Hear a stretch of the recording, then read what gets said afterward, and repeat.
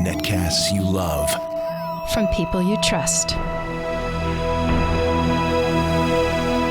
This is Twit. Hey, it's Myriam, and this is Before You Buy with the LG G4.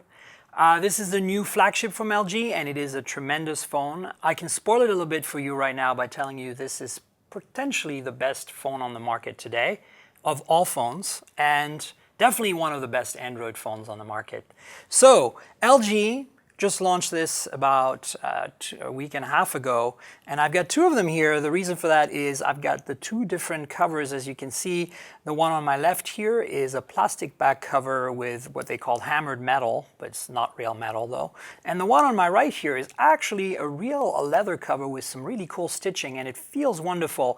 And so yes, this phone has an interchangeable back, and it has micro SD storage, which is kind of why it's so awesome. As you know, the Galaxy S6 is pretty much the best thing in terms of Android phones today, and the LG G4 kind of beats it in several ways. So let's give you a quick tour of the G4. As you can see here, there's this beautiful Quad HD Quantum IPS panel. So this is a 1440 by 2560 display. It's basically designed to beat last year's G3 display by adding this new quantum technology. I'm not quite sure what it does, but I can tell you this. It gets really bright and it looks really beautiful in terms of colors, contrast. Inside, you have a Snapdragon 808. Now, this is an interesting chip because, as you know, there's a Snapdragon 810. It's used on the M9 and the LG G Flex 2. And technically, the 808 is slightly below that in performance. It's a 6-core processor, not an octa-core like the 810. But here's the advantage.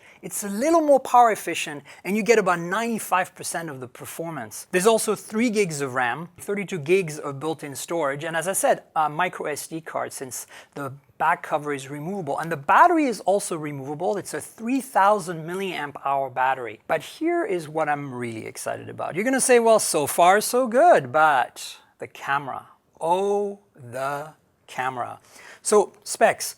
16 megapixel, f/1.8 lens, so it's super fast, and it has a 3-axis OIS, which is a brand new kind of OIS, even more effective than before. These two things here are interesting.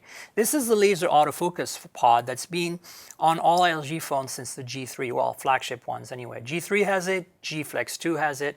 They've improved the speed of the laser autofocus. It still uses some of the built-in sensor-based autofocus as well, because if you're taking pictures through glass, this is obviously going to detect the glass. This was a dual LED flash on the G3, and now it's a single LED, single color, so it seems like a step down a bit, but if you look carefully here, underneath it is another sensor, and that's a color sensor. It's like basically a UV light sensor, and it basically can tell the phone that what the general color of the scene is. And that's a really big deal because you can now get much more accurate white balance. So let me show you the camera app real quick. This is really tremendous, and we'll use this guy as a model. This is, as you can see, the full manual control interface. And the reason I love this is because you got everything you need. A histogram here, it tells you, the white balance and how it's changing it in real time. What the light metering is, so if it's too dark, this little thing will move around, as you can see here, to adjust. And then the ISO, your shutter speed, and the f-stop, which is always f/1.8. And you can set everything manually. So if you go in here, you can set the ISO, say I want to get 200, so it's going to get a little darker. And now I can set my shutter speed, so you can fully manually adjust the shutter and ISO. You can also manually adjust the exposure if you want to do it that way instead of doing it with shutter speed and ISO. And then finally you got manual focus, and then the white balance. Full manual controls is tremendous. Notice there's another little thing here, it's the raw JPEG setting. JPEG and JPEG plus RAW. Now if you don't want to deal with this because you just want to give it to your grandma so she can just shoot a picture by tapping the screen, there's a simple mode. And then there has in auto mode, which is a little more, gives you the controls for video and all that.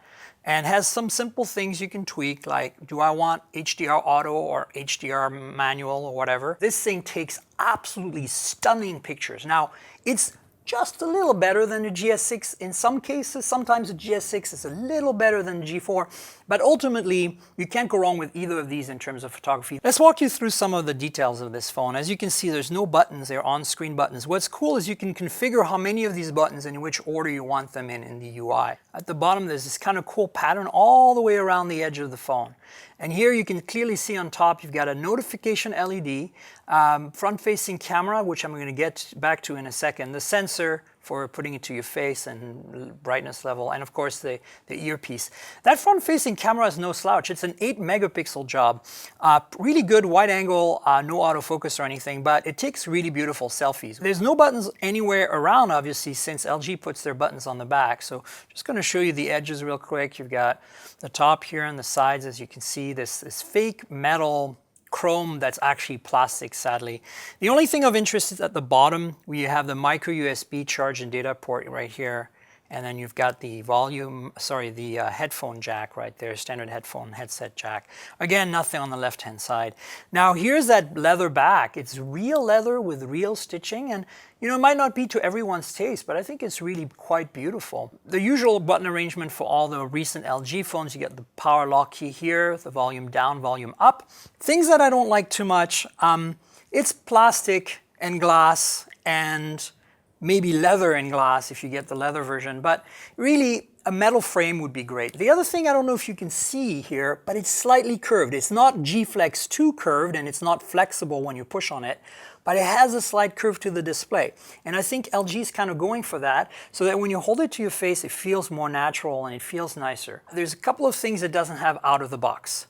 No fast or quick charging. It will take an hour and 45 minutes to fully charge the battery. As you know, the Galaxy S6, the HTC M9, and surprisingly, even the G-Flex 2 before it from LG all have this fast, quick charge.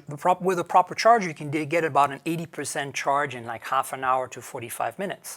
So that's a bit of a miss. I don't know why they've gone a step back on that. Finally, there's also no wireless charging built in. There is support for it, but you need to get a back cover that supports Qi or PMA for wireless charging. The pros are basically the camera, number one. This is absolutely tremendous camera. The display, incredibly gorgeous. Performance, the speed of this processor, even though it's an 808 and not an 810, and it seems like a step down, it is just so fast and beautiful, nothing lags, and I love that about this phone.